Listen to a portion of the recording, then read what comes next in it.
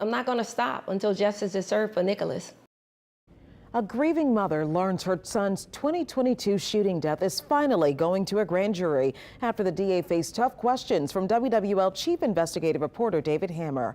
David spent the last 5 months gathering records from the December 2022 shooting death of Nicolas Harrison. The DA's office refused to press murder charges against Harrison's girlfriend in June of 2023. But David questioned DA Jason Williams about the evidence, and now this cold case has been reopened. Cherie Bell was looking forward to her son returning home to New Orleans in December 2022 until tragedy struck. Christmas Day was the last day I celebrated Christmas with my son. Didn't know that would be the last day. The day after Christmas, 29-year-old Nicolas Harrison got a room at the Courtyard Marriott on Julia Street. He went out and got really drunk into the wee hours of December 27th. At 8:30 that morning, he was back at the hotel with his girlfriend, Cachet Shelton. New Orleans 911 was location of the emergency. The first 911 calls came from people in the hotel lobby who watched as a frantic Shelton came to the front desk wearing a blood-drenched catsuit. Courtyard by Marriott, 300 Julia. I think the lady got shot. She's in a lobby or stabbed or something. A few chaotic minutes later, Shelton was back upstairs in room 303 with Harrison. He was the one who'd been shot just above his left eyebrow with his own .40 caliber Glock pistol. And now she was the one calling 911 and telling the operator she and Harrison argued about breaking up. We always fuss about what's going to happen if we break up, but this time it got so serious, and I can't believe it happened. Please send somebody now. Shelton's first story was that Harrison shot himself. Where is the suspect now, ma'am? He's laying on the floor, and it's so, this is crazy. He shot himself, ma'am? Yes. All right, go ahead and take a seat right now. Police brought Shelton in for questioning. Now, she said they had been fighting and tussling, but she wasn't so clear about who shot the gun.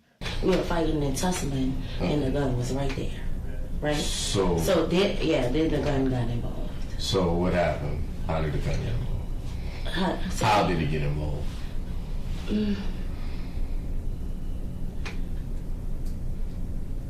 Just fuss. That's just. Did he pick it up? You pick it up? He picked it up, and then it went from there to that. We fussing and fighting, and then next thing you know, it went off. Literally. So was he holding the gun? Yeah.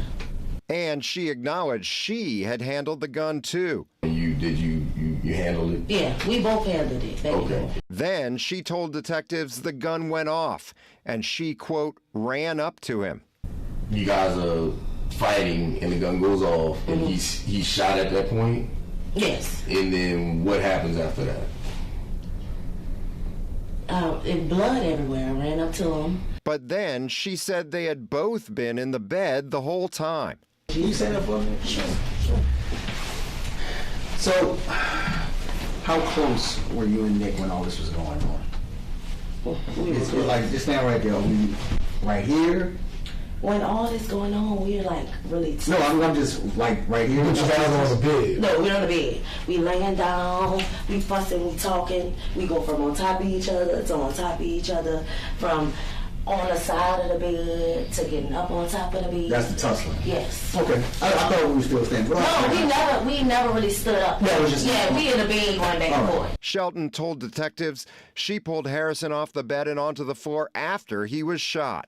He was on the bed, or was he end up on the floor? No, he was on the bed. I pulled him on the floor once. I went to the get help. I pulled him on the floor because he's breathing. If they did tussle on the bed, it didn't appear to disturb Shelton's long, fake fingernails.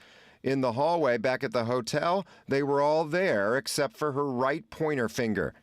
Police detained Shelton for 3.5 hours that morning at the hotel, where they let her call her mother to come meet her, and at the 8th District Police Station, where they let her go to the bathroom. When she came out, most of the fingernails were gone, and she was wiping her hands with a tissue. 50 minutes after Shelton's bathroom break, crime lab technicians finally arrived to collect her DNA and gunshot residue samples. The report notes she didn't have any residue on her hands because she had already washed them. Then her lawyer came in and the police let her go. Harrison's sister-in-law, Sauda Moore, feels police treated Shelton with kid gloves because she's a 5'2" woman and Nick was a 6 218-pound man. If the roles were reversed, Nicholas would have went down there handcuffed. They would have tested him immediately. He would have been locked up immediately. But some missteps aside, forensic scientist Peter Diachuk says NOPD collected some significant evidence. First, Harrison's hands were bagged, so his gunshot residue test wouldn't be tainted. It showed he had no primer residue on his hands. You can't fire that gun essentially without getting primer residue on yourself. And that's the bottom line. Diachuk says the entry wound on Harrison's forehead is even more telling. The autopsy report says the wound showed no stippling or soot markings, which would come from a gun firing at close range. The lack of those two items immediately alerts us that the gun was fairly far away, at least arm's distance, if not more. And that was enough for NOPD Detective Miles Guerreri to have Shelton arrested in Slidell on January 22nd, 2023. Brought to New Orleans January 24th and booked on second-degree murder. And yet 6 months later, District Attorney Jason Williams' office refused to press charges, citing lack of evidence. Harrison's father, Freddie, never understood why the case never even went to a grand jury. How do you not at least bring that to trial and let the jury decide, you know? How do you just say, no, we're not going to do it?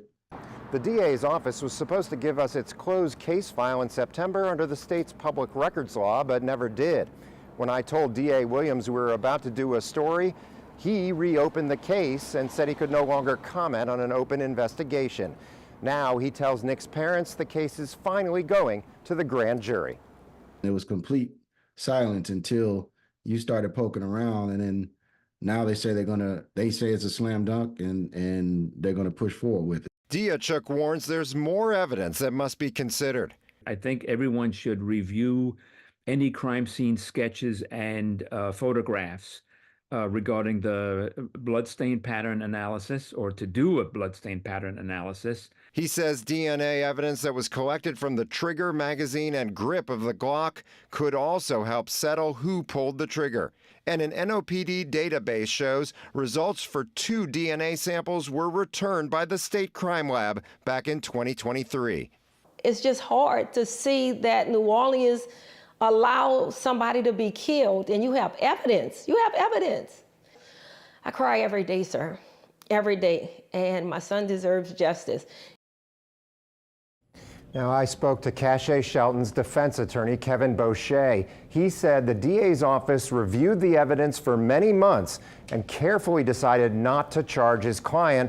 But here's another thing to consider. Louisiana has responsive verdicts. Now, that means the DA can charge someone with second-degree murder, and the jury can find them guilty of manslaughter or negligent homicide instead if they determine the killing was not done in cold blood. Charisse? All right, David, thank you so much.